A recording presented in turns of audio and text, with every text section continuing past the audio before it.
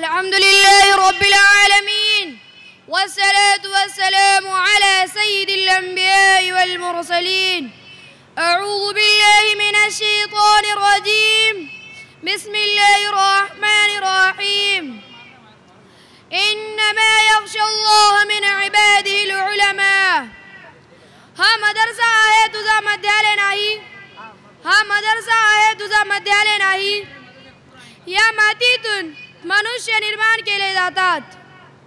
आजच्या कार्यक्रमाचे अध्यक्ष मौलाना हुदैफा साहेब वस्तानवी, प्रमुख अतिथी मौलाना उस्मान साहब लुधियानवी, शाही इमाम शेर पंजाब आणि मदरशाचे मुख्याध्यापक कारी शमशुद्दीन साहेब, स्टेजवर उपस्थित असलेले सगळे मान्यवर आणि माझे प्रिय विद्यार्थी मित्रांनो, मी आपल्या समोर मदरसा या विषयावर फार मोजक्या शब्दात बोलणार आहे।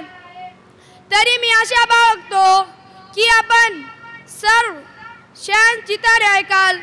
माझे प्रिय बंधूंनो, ही गोष्ट उद्या दिवसाप्रमाणे प्रकाशित झालेली आहे की अरबी मदरशांचा फायदा सर्व जगाला आणि खास म्हणजे आपल्या देशाला झाला आहे।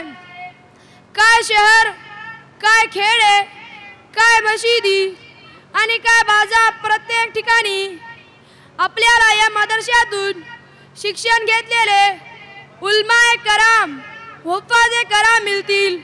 जर कोण असे म्हणत असले की अरबी मदरशांचा काय फायदा आहे, येथे मुलांचे भविष्य उदय होत नाही, तर असे आहे जसे एकदा आंधळा म्हणू लागला की सूर्याचा प्रकाश बेफायदा आहे, तर अशा अंधेऱ्यावर लोक हसणार आणि अशा माणसाचा वेडापण प्रत्येक मानवासमोर येईल। माझे प्रिय मित्रांनो, जर ज्ञानाच्या दृष्टीने बघितले तर त्या लोकांचा पण लक्षात येईल की या मदरशापासून लोकांना फार नफा झाला आहे। जे खरे ज्ञानी आहे त्यांचे मन यांची साक्ष देतात की मदरशामध्ये मानवाला खऱ्या अर्थाने शुभ कार्य केले जातात। मानवाला हा धडा दिला जातो की त्याने प्रथम आपल्या निर्मात्याला ओळखावे, त्यांचे काय काय आदेश आहे ते माहीत करून त्यानुसार आपले जीवन जगावे। प्रिय मित्रांनो, मदरशामध्ये शिकवले जाते की प्रत्येकाशी नैतिकतेने, सौजन्याने, आदरभावाने, सद्भावाने वागावे। कधी कोणाला धोका देऊ नये, कोणतीही फसवणूक करू नये, प्रामाणिकपणाने वागावे। कधी कोणाला त्रास देऊ नये, आपल्या देशाशी प्रेम करत राहावे, देशाच्या भल्यासाठी प्रयत्न करत राहावे। देशाची उन्नती, प्रगती कशा प्रकारे चांगल्या रीतीने व्हावे यासाठी सदैव प्रयत्न करत राहावे। मित्रांनो, मदरसा जणू मानवाला खऱ्या अर्थाने मानव बनविण्याचे शुभ कार्य केले जातात, ज्यामध्ये मानवाला सत्कर्मी बनविण्याचे शुभ कार्य केले जात आहे।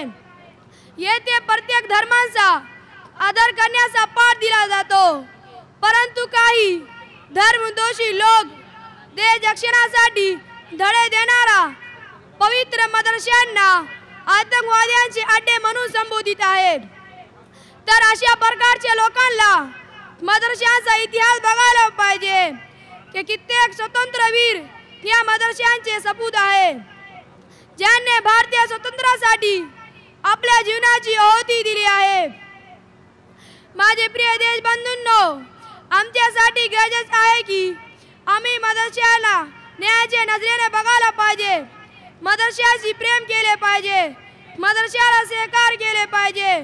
शेवटी मी अल्लाह सुब्हानहू व तआलाशी प्रार्थना करतो की अल्लाह सुब्हानहू व तआला आम्हा सर्वांना सत्कृत्य करण्याची आणि वाईट कृत्यापासून दूर राहण्याची संबोधी दे।